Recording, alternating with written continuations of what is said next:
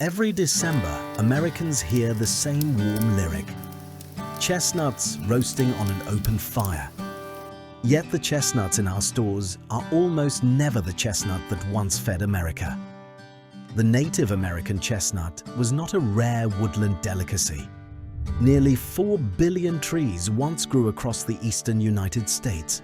In parts of Appalachia, roughly 1 tree in 4 was a chestnut.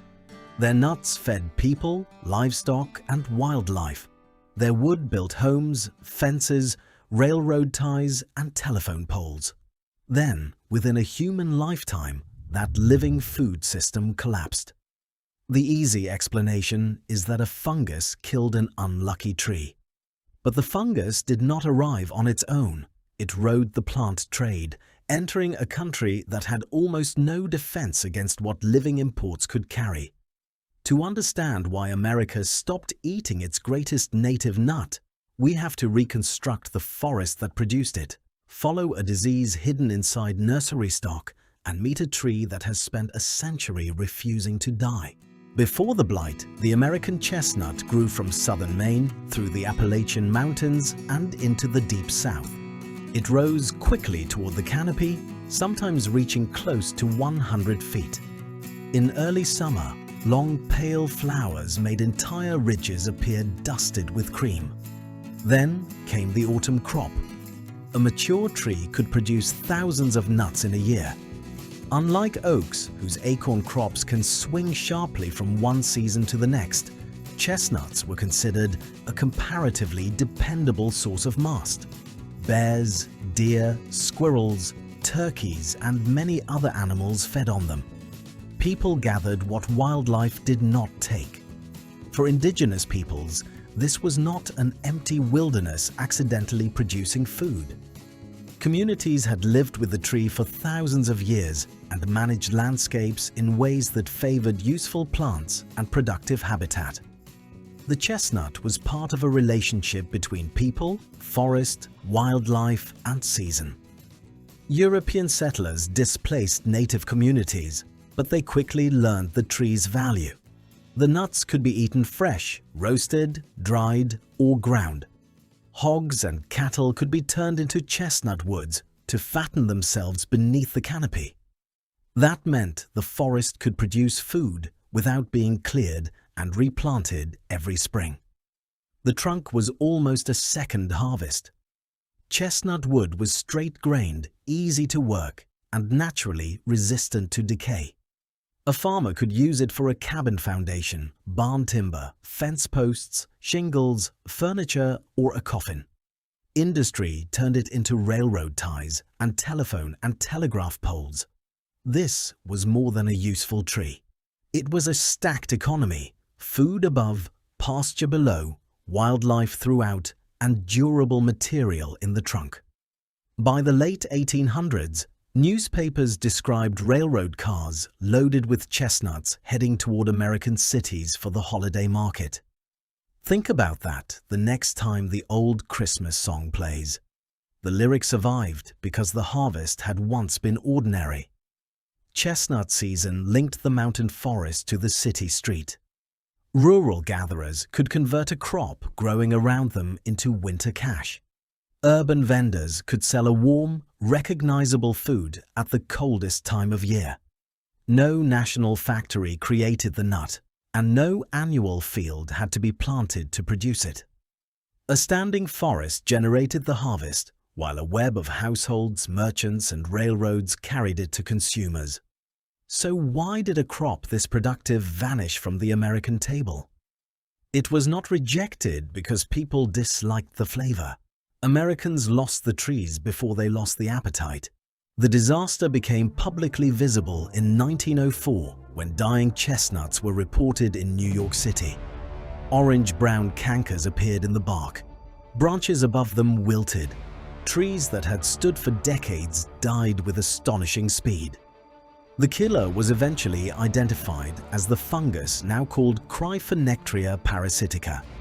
It enters through wounds, grows beneath the bark, and kills the living tissue around a branch or trunk. Once that tissue is girdled, everything above it is cut off. But naming the fungus does not explain how it arrived. Asian chestnut species had lived with the pathogen long enough to develop meaningful resistance. American chestnuts had not. Japanese chestnut trees were imported into the United States beginning in 1876. By 1900, major mail-order nurseries were selling Japanese and European chestnuts across the country. These were not sacks of clean seed moving through a sterile system. They were living trees, complete with bark, soil, moisture, and microscopic passengers. Plant pathologists later concluded that diseased nursery stock was the most important mechanism carrying blight to distant locations. The blight did not arrive on its own. It rode the plant trade, and the trade moved faster than American law. Before the Plant Quarantine Act of 1912, the United States essentially did not regulate plant imports. A customer could order an exotic tree for beauty, novelty, or improved fruit, and unknowingly help build a bridge between pathogens and a defenseless forest. By the time federal quarantine authority existed, the chestnut blight was no longer waiting at the border. It was already inside. Officials and landowners tried chemicals. They cut infected trees and burned them. None of it stopped the front. By 1926, the fungus had been reported throughout the American chestnut's native range. The nursery trade delivered the pathogen across the ocean and helped move it between distant points. Once established, the fungus no longer needed a catalogue. Spores traveled after rain and were carried on the feet, fur, and feathers of animals and insects. A commercial pathway had opened the door. Biology drove the invasion through it.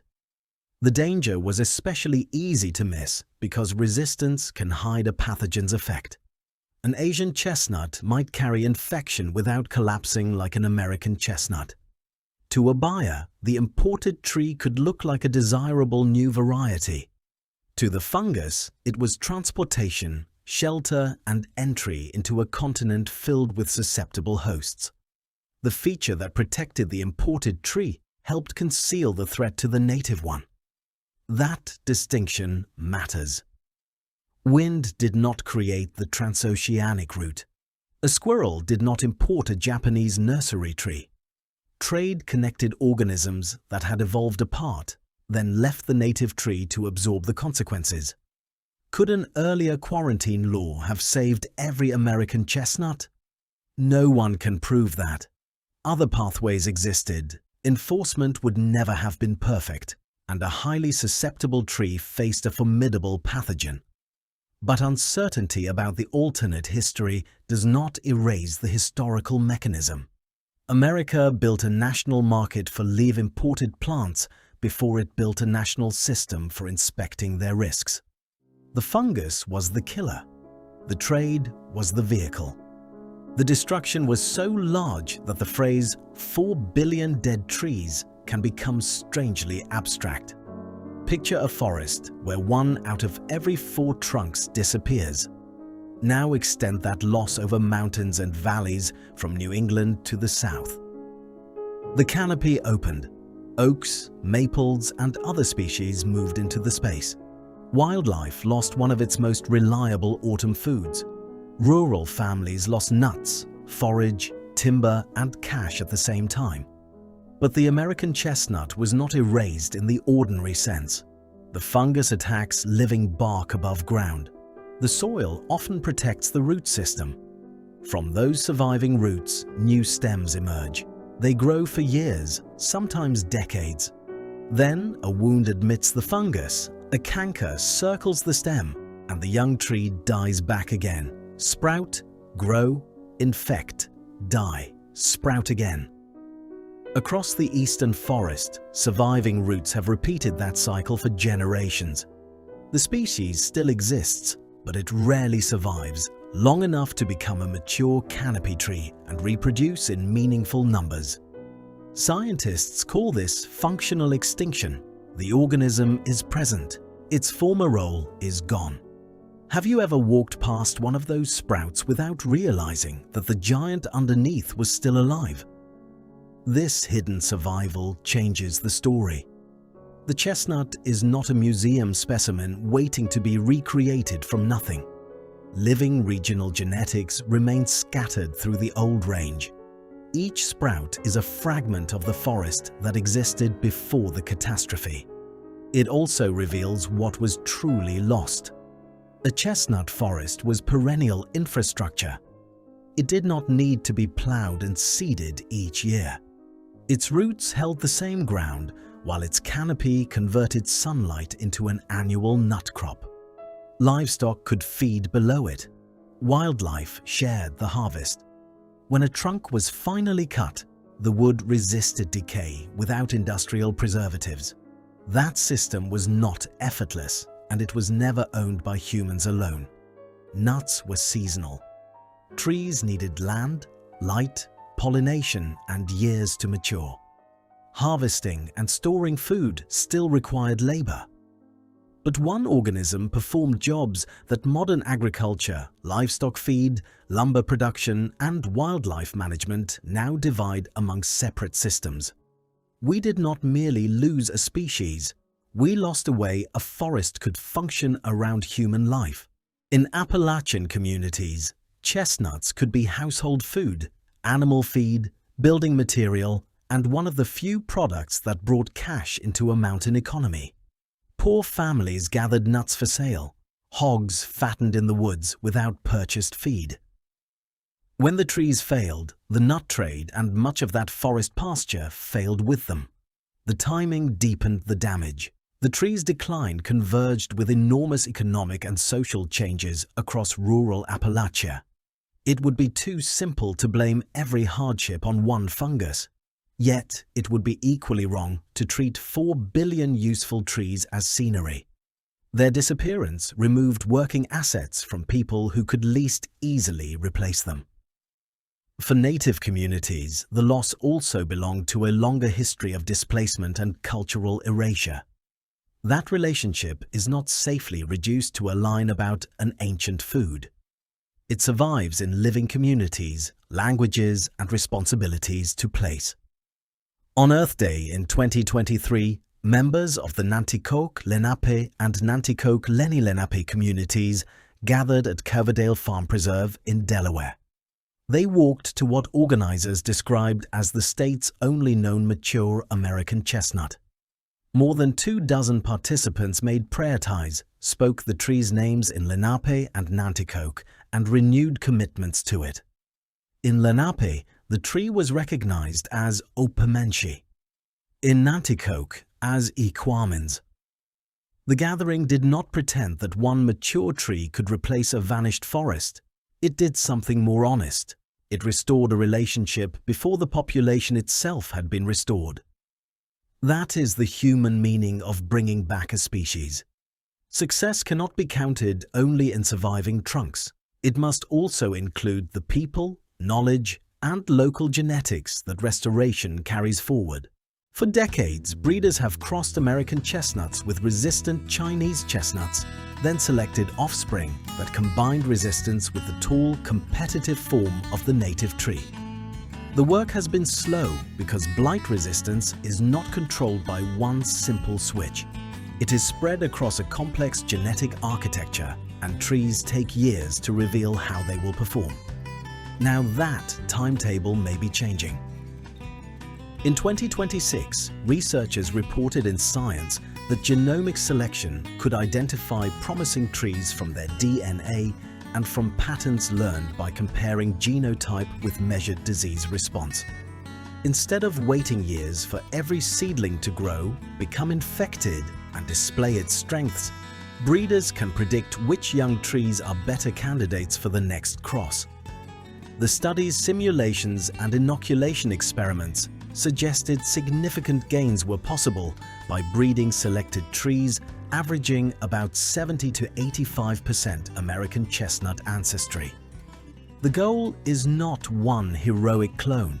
It is a diverse population that can resist disease, compete in a modern forest, reproduce, and keep adapting. Genomic selection does not edit a seedling into a finished tree. It improves the breeder's ability to choose parents and offspring. Resistance, height, form, and survival can be weighed together. Then the cycle can be repeated. For a crop harvested in months, that might sound routine. For a forest tree whose test can consume years, earlier selection changes the scale of what a breeding program can attempt. This is a path, not a resurrection button.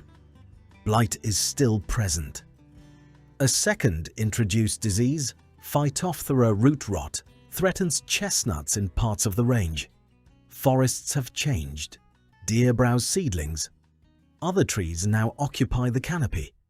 Even excellent breeding cannot compress a century of forest recovery into one planting season. And the new approach creates a real argument.